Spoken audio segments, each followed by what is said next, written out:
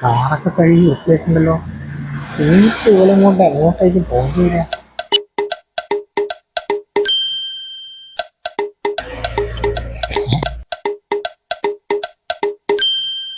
പോയി കുട്ടീനെ കുളിപ്പിക്കും മനുഷ്യ. സുഹൃത്തേട്ടാ, ഡ്രസ് അവിടെ അയൺ ചെയ്ത് വെച്ചിട്ടുണ്ടേ, വേഗം റെഡിയാവോ. ഇങ്ങനെയൊക്കെ ഒരുക്കി കിട്ടിയിട്ട് ഇവളിപ്പോ എങ്ങോട്ടേക്ക് പോകുന്നത് ചോദിച്ചാ കുടുങ്ങി പോയില്ലേ. പാച്ചോ, ഇനി നമ്മൾ എങ്ങോട്ടാ പോകുന്നത്? അമ്മ എന്തെങ്കിലും പറഞ്ഞോ? ഈ അമ്മേന്റെ ഒരു കാര്യം.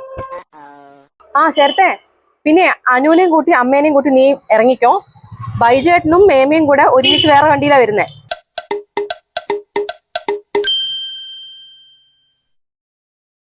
ഇതിപ്പോ എവിടേക്കും പോന്നേ?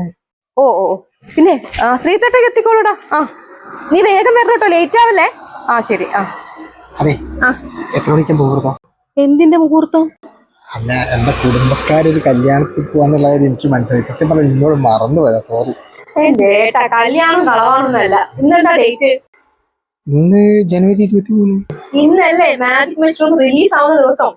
ഓ, ഞാൻ ഈ കുടുംബക്കാരൊക്കെ ഇങ്ങനെ ഫോൺ ചെയ്ത് കേട്ടപ്പോ ഞാൻ വിചാരിച്ചു എന്റെ കല്യാണത്തിന് പോവാന്നുള്ള. അത് പിന്നെ ഞങ്ങളൊരു പാരമ്പര്യം.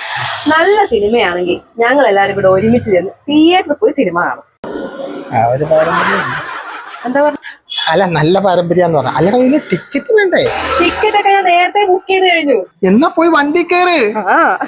ഓ, ഇതുവരെ ചെയ്തു വെച്ചാൽ ഏറ്റവും നല്ല കാര്യമുള്ളത്. ഒരു നല്ല പടം കാണാൻ ടിക്കറ്റ് ബുക്ക് ചെയ്തല്ലോ. ഓ, എനിക്ക് അവിടെ മനസ്സമാധാനത്തോട് കൂടിയിട്ട് സിനിമ കാണണം. അതിന് എനക്ക് മനസ്സമാധാനം തന്നെ. എനക്ക് സ്ക്രീനിൽ നോക്കി കുത്തിരുന്ന് കണ്ടാ പോരെ? അവിടെ ഫാമിലിയും പെൺപിള്ളേരും എല്ലാം വരുന്നതാണ്. നിങ്ങൾ അവരെ പോയി വായി നോക്കിയിട്ട് നിങ്ങളെ നോക്കലാവരുത് എന്റെ ജോലി.